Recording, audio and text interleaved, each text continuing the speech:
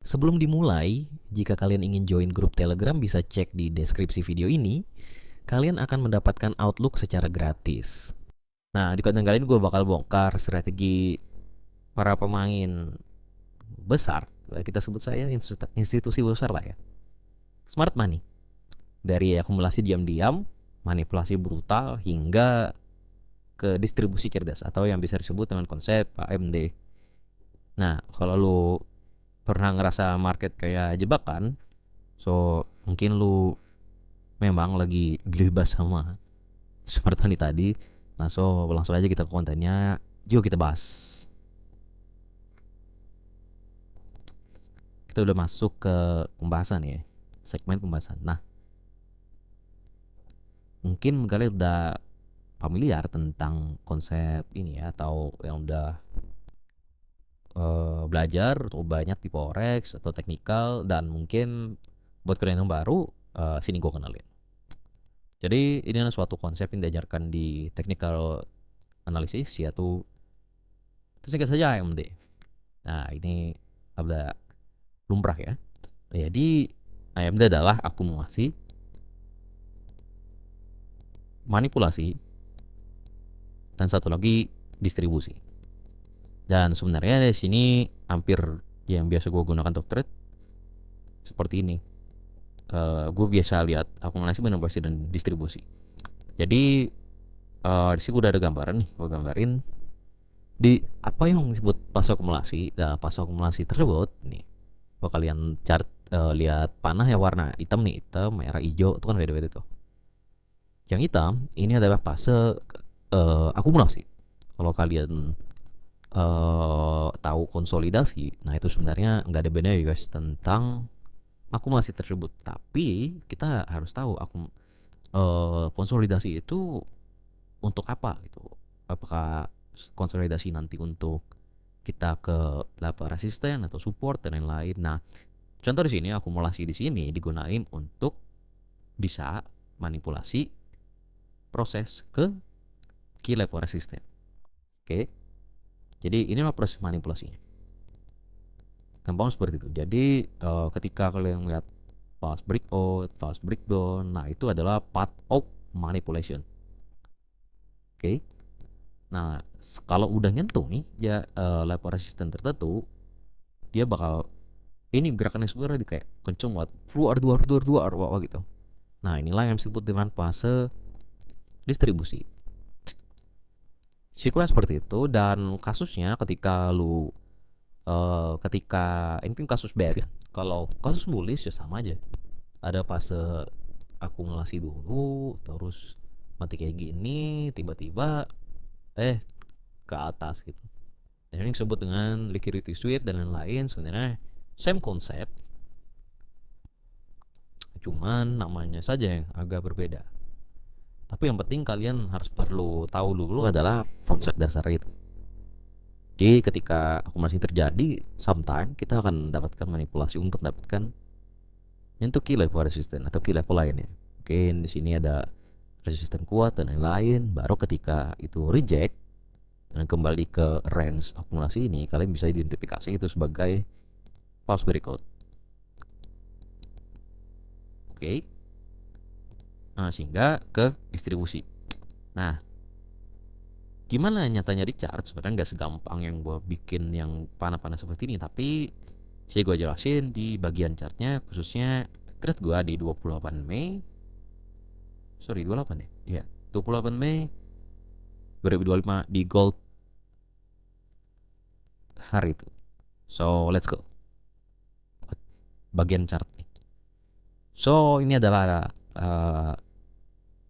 chart di 28 Mei gold 2025. Nah, biasa kalau gue lihat chart, gue biasa lihat atau nandain dulu nih di mana daily open nih. Daily open itu kalau di forex itu jam 18.00 guys. Itu sih main 4, atau kalau WIB itu jam 5 ya. Jam 5 WIB pagi berarti jam 6 WITA. Nah, bisa gue mark dulu nih atau tandain dulu daily open. Daily open candle, maksudnya candle daily ya. Oke. Nah, Saat itu gua notice nih di sini ada bagian tipis. Dan kalau lihat ini kalau di sini tarik sini, oke, ini adalah key level kita. Sen kita kenapa resisten? Karena ketika got harga di sini ini kita konsolidasi dan lain-lain, itu area ini cukup menahan cukup lama gitu dari gold, sehingga itu bisa akan identifikasi sebagai support kuat. Nah ke sini support kuat menjadi resisten kuat. Nah ketika masuk situ mulai nih fase ya, sebenarnya saat itu kondisi nggak kayak gini, tapi yang gue terlihat adalah bagian ini ya nih, bagian distribusi ke bawah yang gue short kan. Nah kok bisa bang ambil short itu? Nah sini, oke, ini di daily open. Oh gue tahu pas kemarin bagian di sini kita cuma konsolidasi nih, ya kan, konsolidasi dem terus tiba-tiba breakout. Nah kadang ketika kondisi seperti ini ada kondisi mana ke FOMO untuk ngebuy kan, oh breakout retest buy dem ya saya. Nah sehingga di sini gue mikir nih, kemungkinan support area yang di sini itu nggak bakal bisa nahan gold nih, karena udah beberapa kali di testing kan, di testing akhirnya nggak kuat juga kayak gitu. Jadi gue rasa arah gold itu masih ke bawah gitu dibanding gue ngebuy di area seperti ini. Nggak cukup bagus, nggak cukup worth it juga. Dan saat itu gue turun time frame nih ke 15 menit. Buat apa? Buat posisikan trade gue itu ke arah mana? Buat posisiin trade gue untuk sell. Nah oke, pertama gue identifikasi dulu nih, kita daily kemungkinan bearish kan, berarti ini akumulasi gue nih, akumulasi gitu kan. Dan tiba-tiba kita breakout, nah tanpa ada alasan yang jelas gitu, bukan karena dia ketahan di sini ya, tapi ya emang ini ada proses manipulasi aja, manipulasi. Nah kebetulan kita gerak juga nih ke arah atas daily open, yang mana kalau gue bearish, gue idealnya ingin short itu di atas area daily open. Kalau gue bullish, gue bakal ngebuy di bawah daily open gitu. Kenapa? Itu ada hubungannya nanti guys, paling gue jelasin nanti di video selanjutnya maksudnya. Nah di sini gue tahu, oh yang ini ada proses manipulasi nih, yang ini semua. Nah turun time frame lah di situ gue buat posisikan trade gue untuk bisa short. Oke, di sini kita awal turun, oke, berarti gue identifikasi ini adalah sebuah minor resisten kita.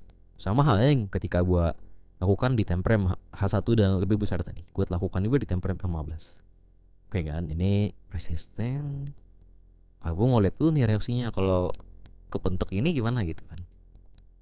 Ternyata reject. Pas saat itu open candle jam 9 tuh gitu kan, terus reject. Nah gue coba untuk short di sini ketika dia balik lagi ke opening candle.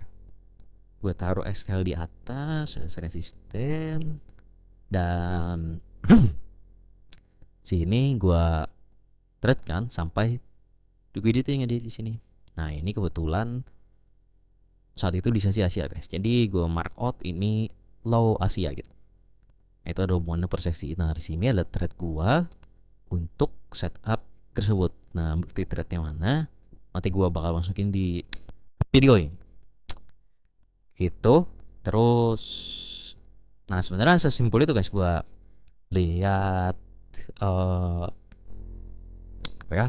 lihat chart gitu ketika gue nentuin bullish atau bearish. Itu tinggal lihat aja ketika daily opennya. Ini gue bakal tunjukin. Nah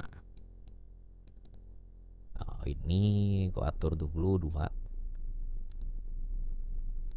Nah ketika daily opennya itu kemarin ke atas, gue short buat sell tuh, bukan buat buy lagi. Tapi balik lagi, kalian harus memahami konsep ini dengan baik untuk bisa menerapkan teori ini dengan baik juga.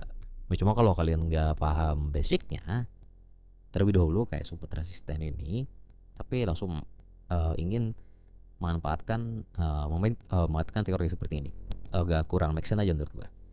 So Di video kali ini menurut gue itu aja yang ingin gue bahas, dan mungkin kalian bakal bisa aplikasikan nanti ke thread kalian masing-masing. And jangan lupa like, comment, subscribe, and see you guys.